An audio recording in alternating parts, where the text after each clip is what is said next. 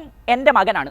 തൻ്റെ മകൻ്റെ ഉറച്ച സ്വർണ്ണ മെഡൽ പ്രതീക്ഷകളെ തകർത്ത് സ്റ്റേഡ് ഫ്രാൻസിൻ്റെ ആകാശത്ത് പാഞ്ഞ ആ ജാവലിൻ്റെ ഉടമ നദീം അർഷദിനെ ചേർത്ത് പിടിക്കുകയായിരുന്നു നീരജ് ചോപ്രയുടെ മാതാവ്. മണിക്കൂറുകൾക്കകം നദീമിൻ്റെ ഉമ്മയുടെ മറുപടി എത്തി. നീരജിന് വേണ്ടി ഞാൻ പ്രാർത്ഥിച്ചിരുന്നു. അവൻ നദീമിന് ഒരു സഹോദരനെ പോലെയാണ്. ദൈവം അയാളെ ഉയരങ്ങളിലെത്തിക്കട്ടെ, ഒരുപാട് വിജയങ്ങൾ നൽകട്ടെ, ഇനിയും നിരവധി മെഡലുകൾ നേടാൻ കഴിയട്ടെ. അതിർത്തികൾ കടന്ന് വെറുപ്പ് പടം വിരിച്ച കാലത്ത് മാനവികതയ്ക്ക് മുന്നിൽ ഇതാ രണ്ട് വലിയ സന്ദേശങ്ങൾ.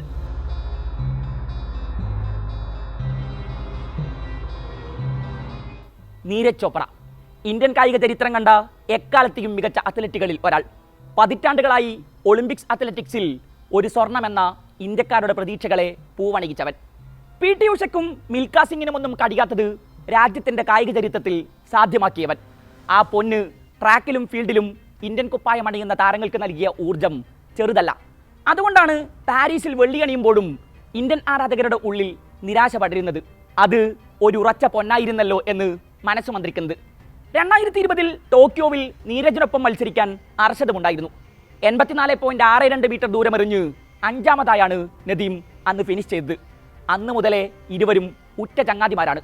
ടോക്കിയോ ഒളിമ്പിക്സിന് ശേഷം നിരവധി ഇവന്റുകളിൽ ഇരുവരും മെഡലിനായി പരസ്പരം പോരടിച്ചു. ചിലപ്പോഴൊക്കെ പോഡിയത്തിൽ ഒരുമിച്ചുമെത്തി. ഇരു രാജ്യങ്ങളുടെയും പതാകകളെ നെഞ്ചോട് ചേർത്ത് പിടിച്ച് ഫോട്ടോക്ക് പോസ്റ്റ് ചെയ്തു. ഇതിനിടെ സൗഹൃദങ്ങൾ കൂടുതൽ ദൃഢമായി. ഇരുവരുടെയും കുടുംബങ്ങളിലേക്കും ആ സ്നേഹവായ്പ് പടർന്നു. പാരീസ് ഒളിമ്പിക്സിലും ജാവലിനിൽ ലോകത്തിലെ ഏറ്റവും മികച്ച 2 അത്ലറ്റുകളുടെ പോരാട്ടമായിരുന്നു.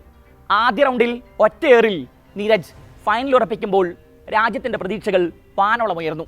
എന്നാൽ ഫൈനലിൽ കഥ മാറി. 2 തവണയാണ് അർഷദിൻ്റെ ജാവലിൻ 90 മീറ്റർ കടന്ന് പാഞ്ഞത്. സ്റ്റേഡ് ഫ്രാൻസിൽ അയാൾ മുഖം പൊത്തിക്കരഞ്ഞു. അയാളുടെ കണ്ണീരിന് പറയാൻ കഥകൾ ഒരുപാടുണ്ടായിരുന്നു. സ്വന്തമായി ഒരു ജാവലിൻ വാങ്ങാൻ പോലും കാശില്ലാത്ത കാലം.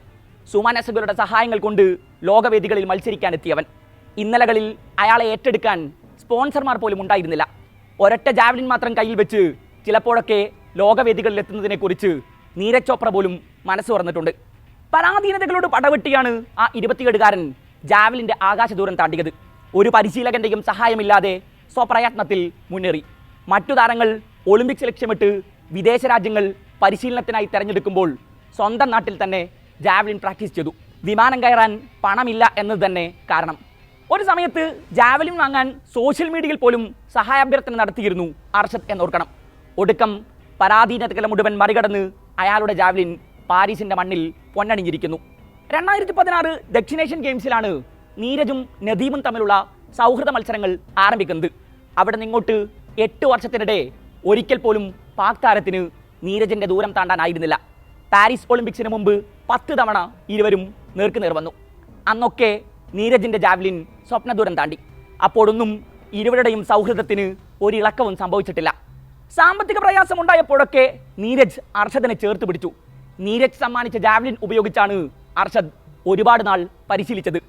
ബുഡാപെസ്റ്റ് ലോക ചാമ്പ്യൻഷിപ്പിനിടെയാണ് ഇരുവരുടെയും സൗഹൃദത്തെ ലോകം കൗതുകത്തോടെ നോക്കിക്കണ്ടത്. അന്ന് ലോകവേദിയിൽ നീരജ് 1ാമതും നദീം 2ാമതുമായിരുന്നു.